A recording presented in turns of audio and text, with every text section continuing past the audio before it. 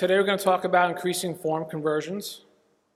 The question that comes up a lot is, what is a good form conversion rate? And the answer is going to be, it really depends. Different sites, different industries are going to have different conversion rates. I wouldn't spend too much time trying to figure out what your competitors are doing.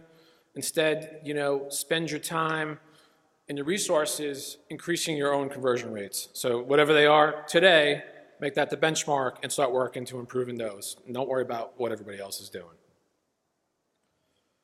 An easy way to measure conversion rates, and we want some kind of, we need a way to say, is it better today than it was yesterday? You could use Google Analytics. Is anybody using Google Analytics here? A couple people? So you could set up a custom goal and have your form go to like a thank you page. And you could track that thank you page in Google Analytics, and you can get some basic conversion rates from there. So that would look a little bit like that in Google Analytics. Set up a custom goal. You can call it form completed, and you can even give a value to it if you want to give a monetary value. And then once you do that, you start getting form submissions in. You could track those in Google Analytics. Not only getting conversion rate info, but you could also see, I don't know if you can read it here, but it's telling me if it was Google search, if it was pay-per-click traffic that was bringing us those conversions. So important info before you get started or anything, you want a baseline and have a way to track it. For those not using Google Analytics, it's free to set up from Google, so you can get that done pretty easily. All right, first way, limit your input fields. With forms, generally, less is more. The quicker someone can fill out your form, the less likely they are to abandon it before they finish it, right? Does anybody go, I love filling out long forms. When I see a long form, I'm like, ugh. Everybody kind of feels that way. So our goal is to make that form as streamlined as possible and as easy we can for someone to fill it out. Only ask for the information you really need. If you don't need someone's phone number, take it off the form. If you kind of need it, maybe you can make it an optional field, but not required. I think people are still a little weird about giving out their phone numbers versus email's a little bit easier to get from some people. All right, so here's an example of a form. I got first name, last name, email. On this one, phone is optional. People will fill it out sometimes they won't. There you go. All right, this helps a lot. Second way, autocomplete fields. There is an API from Google, which is some code you could put on a form, that will auto fill in the address as they type it. All right, so if you're asking for physical address info, this will save somebody a lot of time, because after they get like 4 or 5 characters in, it'll geolocate and put in their address field and fill in all the rest of the info, the city, the state, and the zip code. So this helps a lot, makes the form time really quick, and it also prevents people from making mistakes, filling out the form, putting the wrong city in or putting the wrong zip code in. To implement this, it depends on what kind of form you're using. If you use Gravity Forms in WordPress, there's a plugin that will do this for you for like $20. If you have a custom form, your developer can add this API to it pretty easily as well. Just an example, if you start typing in Paris, LAS, it'll give people those choices, and then they could just click on it, fill out the rest of the information automatically. All right, third way, field spacing and location of fields. Your fields should be spaced out far enough and labeled clear enough to prevent entry confusion. So we see this a lot when the city field and the zip code field are on top of each other. We see entries where people were putting city in the zip code and vice versa. It's just, maybe to you, you wrote the form, it's obvious, but people filling it out wasn't so obvious. An easy fix is to add some spacing between the zip code and the city field, or move the zip code field. And you want to have a kind of natural, logical layout of your forms. So, you know, you're going from name to address to, you know, some other options I'll show you, but you don't want to have like name, something else, and then you're asking for a phone number later on. It just gets a little bit weird.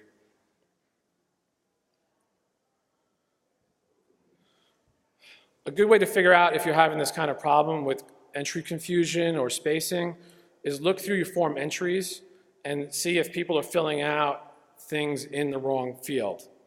So we see this all the time with first name and last name. People put their first name and last name in the first name field because the last name field was over to the right, and they didn't see it right away, or they didn't see it on their phone. And you know, you're trying to prevent people from getting frustrated while they're filling out the form, because if they start getting frustrated, they're probably gonna bounce and leave the form. The solution, if you see people put their first and last name in the first name field, is usually just move last name below first name, and that would look. So the top one is first name, last name over to the right, and on the second, down over here, we moved it below, and that just helped make form entry quicker for people. Another thing that helps out is if you add checkboxes and dropdowns. A lot of people will have a form with that general paragraph text, and if that's all you have, you should go through those and see if people are asking or putting in the same information all the time, and then you should make those either a checkbox or a dropdown. It's going to just be easier for someone to click on a checkbox than it is to have to type something out. Don't get rid of the paragraph text, and I'll tell you why towards the end of this. And once again, we're always trying to reduce the time and the friction to get a form filled out. So here's some checkboxes. This is for a lawn service client I have. And we have checkboxes for different things that people might ask for. For your business, it'll be different, but those options are just really easy for people to click on and move on to the next thing. All right, number 5, mobile usability. It's 2017. Is your form mobile friendly? I mean, I think 2 years ago we hit more mobile traffic than desktop traffic. If your form's not mobile friendly and they're out there, you're losing a lot of conversions.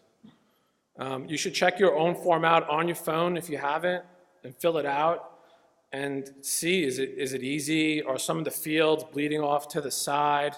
You're getting stuck anywhere because it's some mobile element's not working. You definitely have to check your own form on a smartphone and a tablet. Here's an example of a mobile-friendly form. The fonts are nice and big and easy to see. You'll notice on the phone number field, when you click on that, it knows to pop up the number keyboard instead of just a regular alphabet field. Again, this makes it easier for someone to type in their phone number, quicker forms, more conversions. Here's an example of a form that's not mobile friendly. And this one, I mean, this form hurts my eyes to look at it. You could imagine, does anybody want to fill this out on a smartphone? No, you can't even see it on a big projector, so you can imagine on the phone, it's bad. Weird coloring, hard to see. So that's an example of what your form should not look like on mobile.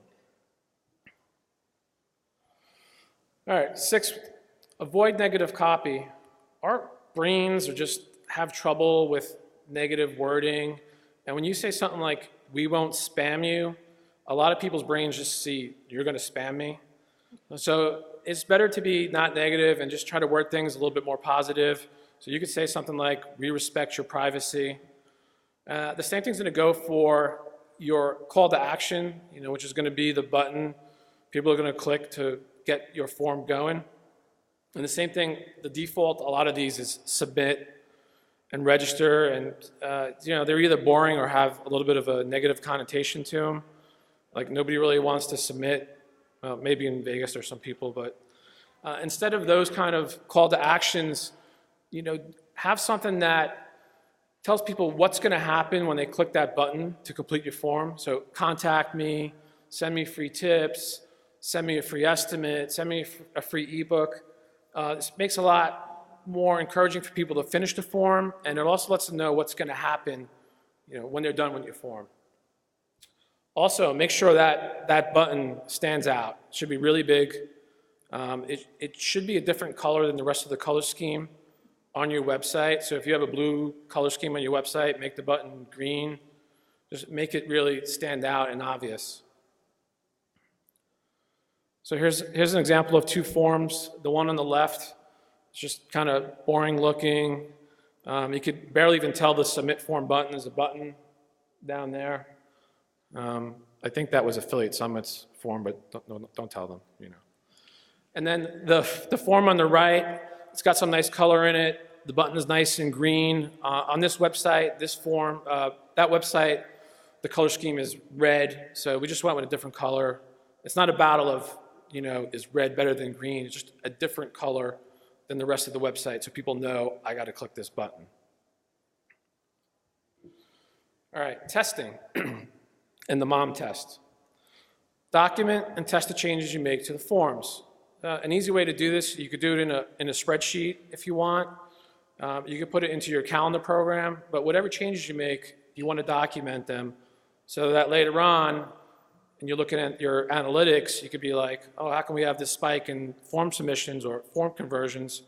You can go back into your spreadsheet or into your calendar and say, oh, on this day we changed the CTA from submit to sign up.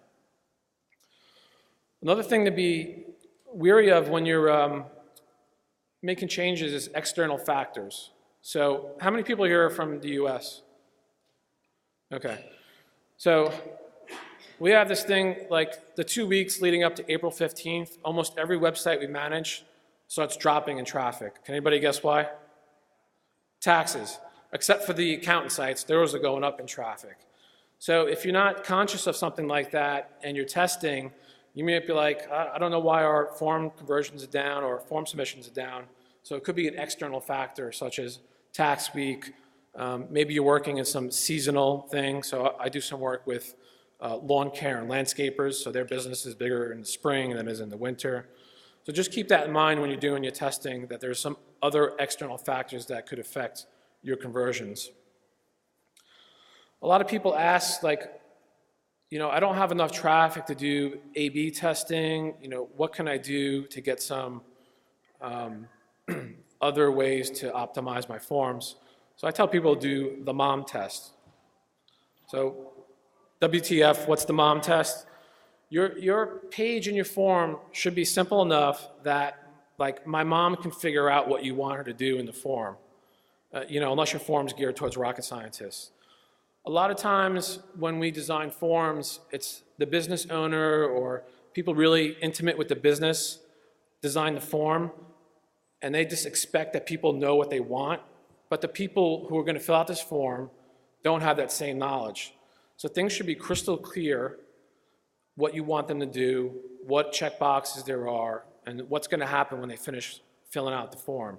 It doesn't have to be your mom. You can get a good friend. I always like to get somebody who's not that technical. We all have somebody, friend or family, who's not good with computers.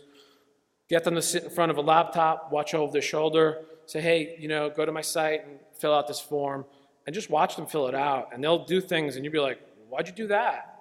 And you'll be like, I didn't know what I didn't know what that meant. It'll be eye-opening a lot of times. All right, so next one. Modal forms and multi-step forms. Modal forms are better known as pop-ups, except they kind of pop up a window within the same page, so it's not popping up a separate window. These have been getting popular a lot. Everyone's seen these for forms now, where they're kind of popping up on a screen. There's been some recent research suggests that these forms are converting better, and it has to do with something that our brains like to finish things that we start. So when you click on a button and it pops up a form, we're just inclined to finish that process. Be careful of modal windows because they don't work well on mobile. The mobile just doesn't have enough real estate for it. So if you're going to do something like this, you may do it for your desktop version of the form, but not on the mobile version of it. Here's an example of a modal form. It's still that ugly one that we've seen before that didn't look well on mobile. But you click on that Sign Up Now button here. The rest of the background kind of gets grayed out, and you get this form to fill out. I still don't like this form, but it works okay on desktop. As of about a week ago, Google said they're going to start penalizing sites that have modal forms. They call them interstitial modals on mobile pages. So that's another reason not to use these pop-up windows on mobile. And I took this screenshot right from Google's site. Basically, any site, like any page you go to, if it's getting like almost 60 or 70% of the screen with a pop-up, they're going to start penalizing sites like that on mobile view. Okay, here's an example of a ribbon form instead of a modal form. And then on the bottom here, you get a little thing that pops up and says, sign me up. This is okay because it's less than 50% of the screen. So for mobile, you can get away with that. When you click on this, you'll get this form to fill out here. That works okay on mobile. Another thing you could do is multi-step forms. So multi-step forms, they only show part of the form, like a page at a time. They'll make a longer form appear visually less overwhelming than a form that's shorter but all on one page. And then a lot of these will show the percent complete, and people like that. You know, you're doing a survey and you're like, when am I going to get done with this survey? I've been filling out for 5 pages. On these multi-step forms, you can put the percent complete, and this helps people get encouraged to finish the form. So a multi-step form would look something like this. Ask a few questions, go to the next step, do a nice autocomplete on their address, and then finally get their name, phone number, and email, and then they're done. So we've been doing some testing with these ourselves, and they seem to be converting better. As with everything I'm telling you, you have to test what works for you. You know, what works for her and what works for him might be 2 different things, depends on your audience.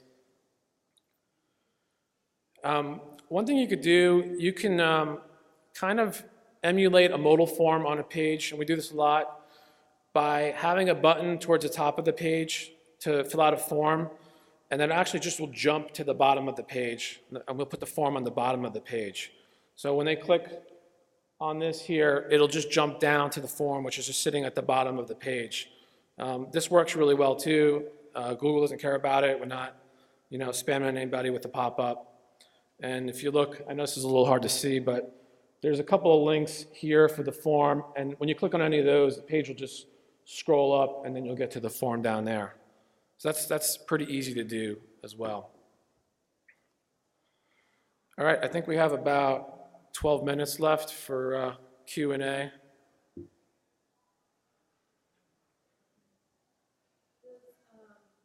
autocomplete that you mentioned, which drops in people's address information, does that work on mobile for mobile users? Yeah, it'll work on mobile too. Okay. Yeah. And then on the form software you mentioned,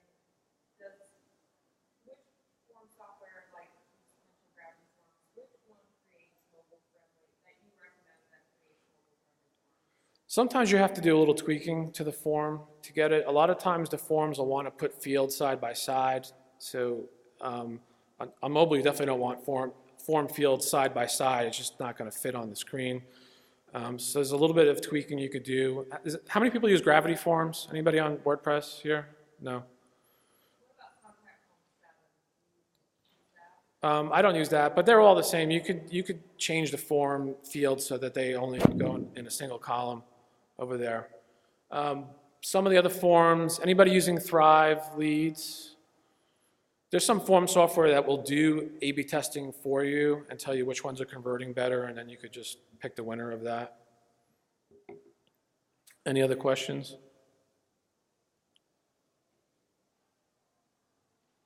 No? Okay. Well, thanks for coming to my session.